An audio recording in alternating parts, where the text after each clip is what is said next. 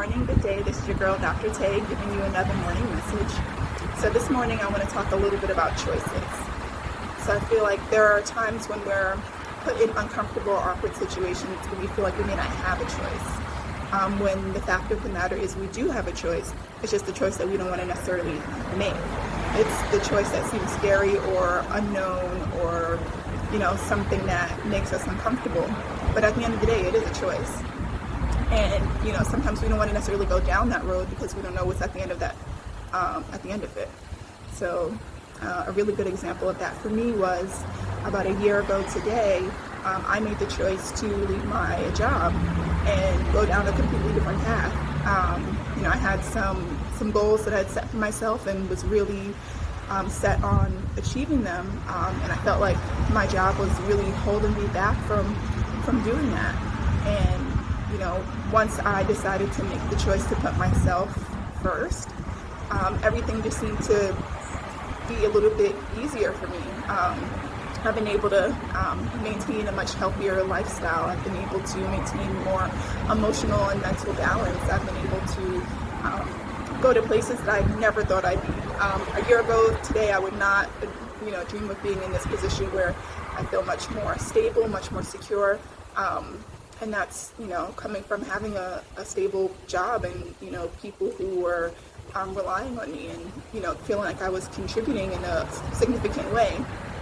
That all of those were great at that moment, but now I'm realizing that there's so much more to myself that I needed to honor. And so, the choice that I made was me. I chose myself. I chose to put myself first. I chose to prioritize my health and my well-being and my degree and my financial goals before a job that I can't say I really enjoyed it. I enjoyed my students. I enjoyed the people that I worked with, but the work that I was doing, I can't really say I enjoyed it. I'll be really honest with you in that regard. But it did, help me learn some things that I'm able to apply in my life today. So I would say it wasn't, there wasn't a loss in that by any means. If anything, I think it helped push me in this direction even more to take care of myself, to focus more on wellness and well-being. And so for that, I'm grateful. But in terms of, having the choice to choose myself, I'm grateful for that too.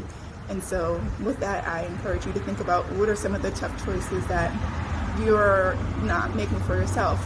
What are you avoiding, or what do you feel like isn't a choice, but really it's more so a fear of what's part of the unknown, or fear of what may or may not happen as a result of making that choice.